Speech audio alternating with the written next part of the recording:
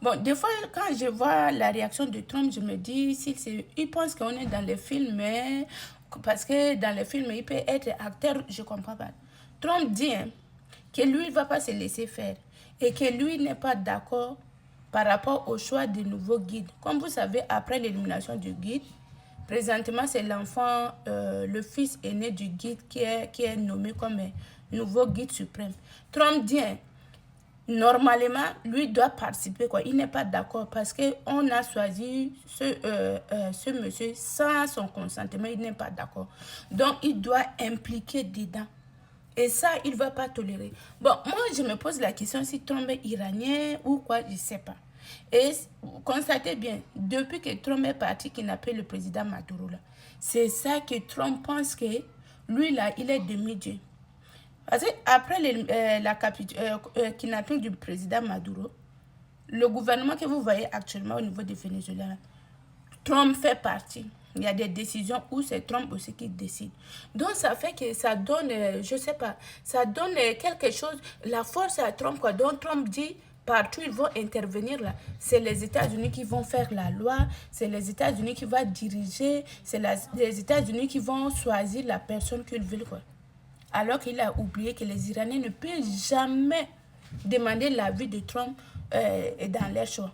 Et ça va passer comment? Tu me fais la guerre et tu me dis, si je veux choisir quelqu'un, il faut que toi aussi tu donnes ta décision. Mais on est où là? On est où?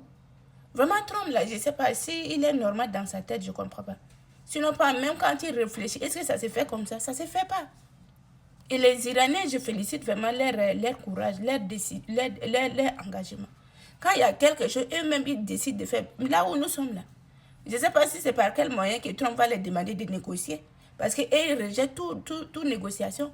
Et quand Trump dit qu'il veut une capitulation totale, quel Iranien qui va accepter une capitulation totale?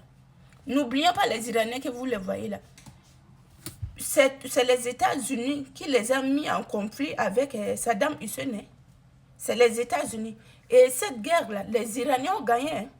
Malgré ce que c'est les Américains qui soutenaient l'Irak contre eux. Mais au final, ils ont gagné cette guerre. Donc pour moi, aujourd'hui, il faut réfléchir 1000 fois avant de décider que non, je ne suis pas impliqué dans cette décision, je ne peux pas accepter la... Ça, vraiment, Trump est en train de faire bruit pour eux. Je pense que Trump regrette la décision qu'il a décidé de frapper l'Iran. Au final, il n'y a pas quelque chose de positif, il n'y a pas quelque chose qui s'est arrêté, il n'y a rien. Ce n'est pas Trump aujourd'hui qui va choisir quelqu'un pour diriger l'Iran. Donc au final, là, on retourne à la case départ. Au final, c'était mieux de négocier que d'entrer en guerre. Parce qu'entrer en guerre avec l'Iran, c'est beaucoup d'argent.